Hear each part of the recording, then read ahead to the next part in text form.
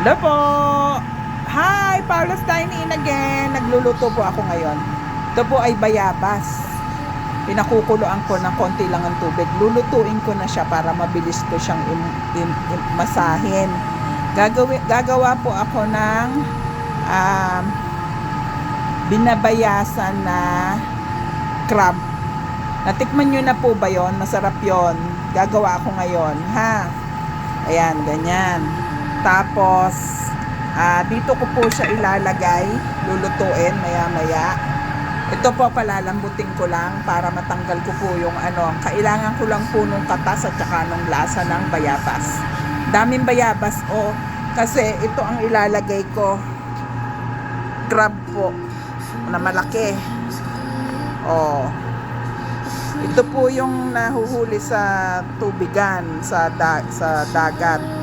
Yung malalaki yung claw niya. So, ganitong mangyayari niya. Lilinisin natin. Tingnan nyo, mataba yan. Miski yung tinanggal ko, may laman, Malaman po ito, Especially yung claw nila na to, ang daming laman. Anyway, ganyan lang ang gagawin natin. Tapos, hiwain ko sa gitna para makita nyo kung gaano kataba ito. Grabe, ang taba. Ang taba-taba niya. Para makita nyo, Ito.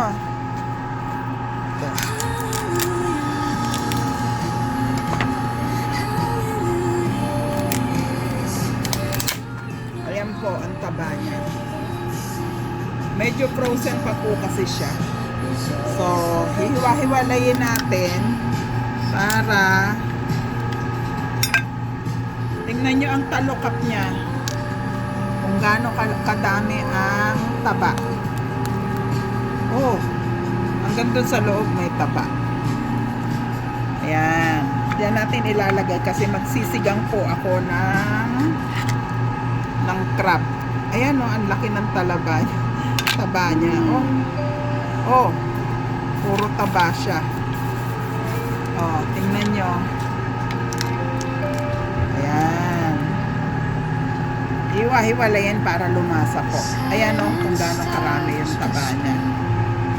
Ayan. Medyo frozen pa po siya kasi ayan po. Ito nagaling ko na kasi wala naman laman Pampadagdag lang yan. But ito meron po kasi ang laki Tingnan nyo kung gaano kalaki yung taba. Tingnan nyo. Meron po kami tinitinda rito na malalaking size. So, naisip ko lang po na magluto ng binabayasan. So, this is the one na gagawin kong binabayasan. Alimango. Okay? Okay po. Ito na siya. Medyo naluluto na. Tapos, igigisa ko na po siya dito. Magigisa ako ng sibuyas, kamatis, bawang dito. May order na tayo? Wala? Soon. Soon? Ganyan po yun. Gigisa ko lang. May kamatis dapat para masarap. Gusto ko pa pag nagsisigang na ganito, ginigisa sa kamatis, sibuyas, bawang. Crispy pata lang yun, Eugene.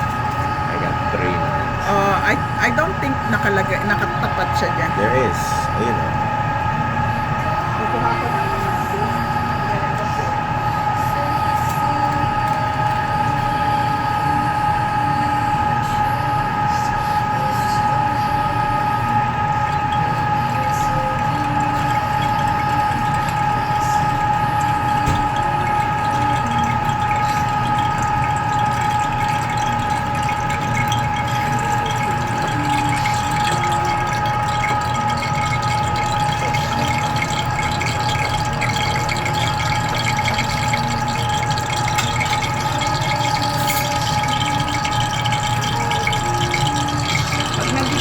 po kami kasi ng ganito. Gusto ko yung nagsisigang, igigisa ko muna ito. Ayan. Medyo pa ipa-brownish mo yung bawang. At pagkatapos na, sibuyas. Masasarap po yung pag-isa na ganito. Subukan nyo. Ito po, medyo maluto na o paluto na yung bayabas. Masarap yan kasi maraming bayabas. Galit na galit sa bayabas. Medyo tayo batang dito sa Canada.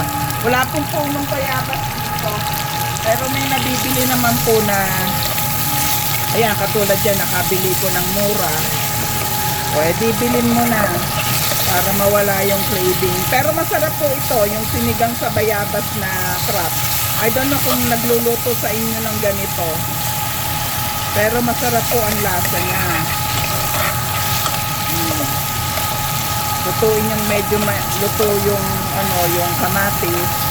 Tapos itong bayabas ay titingnan ko kung luto na.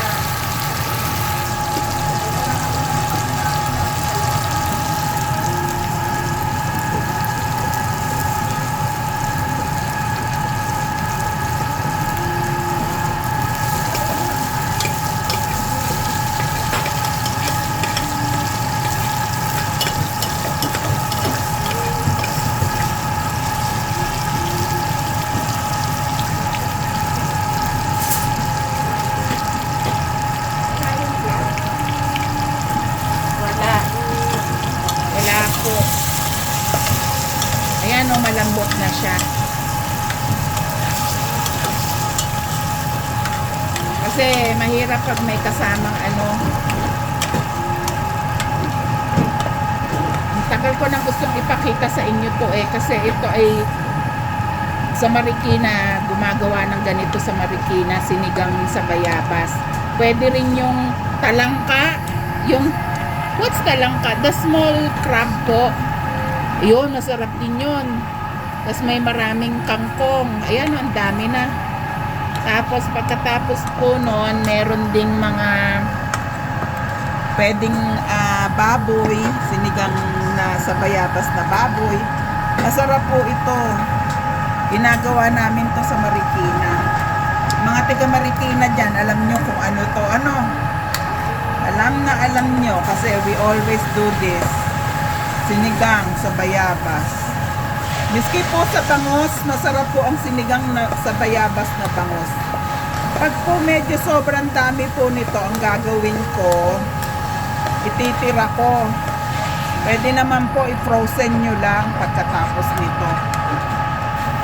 Para pag sobrang dami kasi isang crab lang naman yung iluluto ko. Parang ang dami. So, ayan. I-mash nyo lang. Ganyan. Tapos ito, giginigis ako na.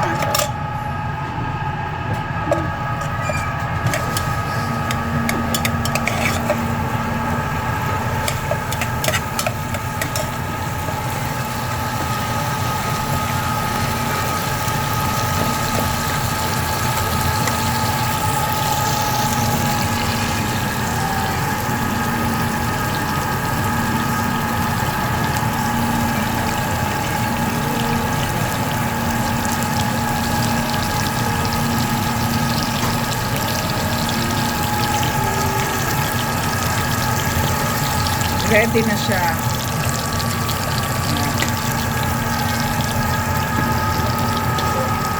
Kalahati lang siguro. Masyadong maraming sarap.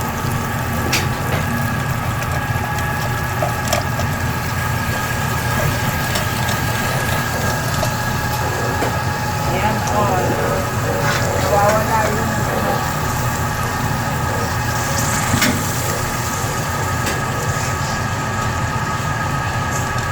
kasi may mga buto, ayoko na may buto pa. Pero pwede din naman pong idiretso na ilagay na yung pakuluan, saka nyo ganitohin. Kaya ako gusto ko tanggalin yung buto kasi minsan kapag ang ngipin natin ay makakagat mo.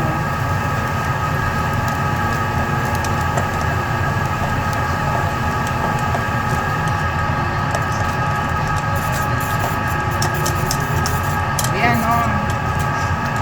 Ang sarap. Sumama na yung lasa na ando na po sa Sabaw.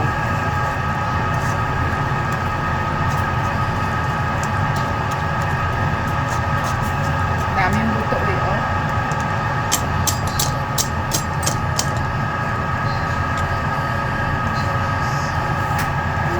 Sayang. Kakapuluin. Lagyan natin ng konti pa.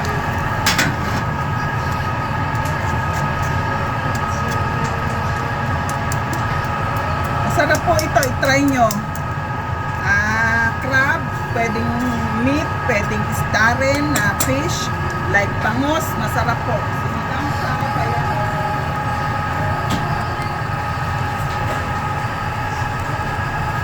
Masarap yan. Nalagyan ng konting patis. Para malasa. Kumukulo na po siya, ilagay na po natin yung gulay. Ang available ko lang pong gulay ay sitaw. Mga best friend po ito ng mga may gout. Sitaw. Ayan. Lagay ko lang sitaw at saka yung okra at talong.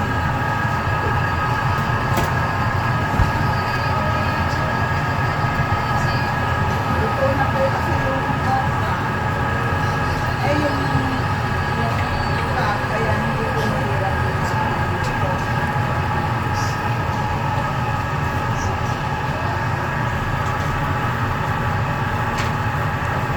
Saan na yan? Talo-talo na yan. Masarap na yan.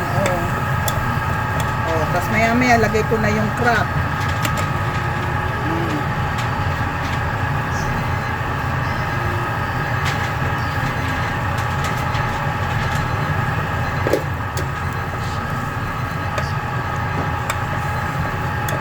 Yun po yung parang asin po siya na para lumasa po, mas lumasa. Pero yung crab po, malasa na rin po yun.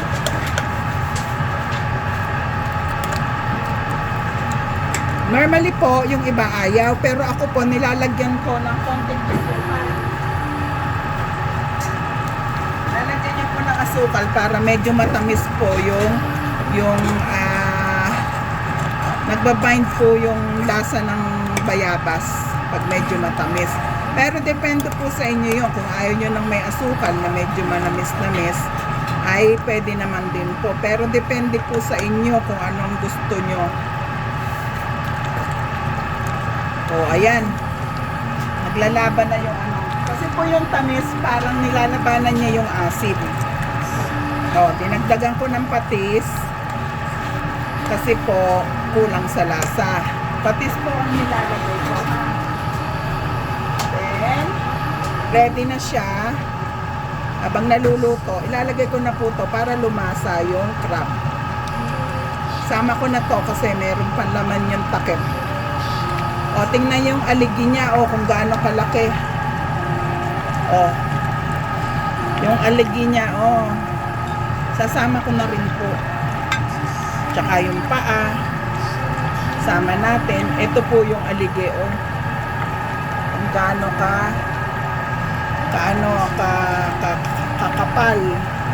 Kulang po tayo ng light, ha. Kaya pasensya na. Ayan. Lagay natin para masarap. Kukulo lang yan. Tapos pagkatapos niyan, luto na. Kita nyo gaano kabilis magluto ang Tita Ros. Ganyan naman po sa restaurant. Kasi mga naka-prepared na po siya. Like yung gulay, naka-prepare na yon. Sinama ko yung sabaw para pampalasa. Ganyan lang yan. Tapos maya-maya, luto-luto.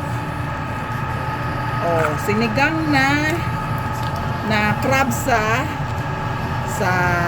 bayabas. Tiga Marikina po gumagawa nito. Sa inyo po, ewan lang. Pero sa amin po, masarap to. I-try nyo. Masarap. Sinigang na baboy, masarap din. Buto-buto, masarap din. Anything. Parang sinigang. Ayan, hintayin na natin maluto. Pag luto na, sarap. Panalo. Nawala ang cravings ko. Sige po, see you again. Sinigang na bayabas. Intayin na lang maluto and then it's okay na po ito. Ha? See you again. Bye!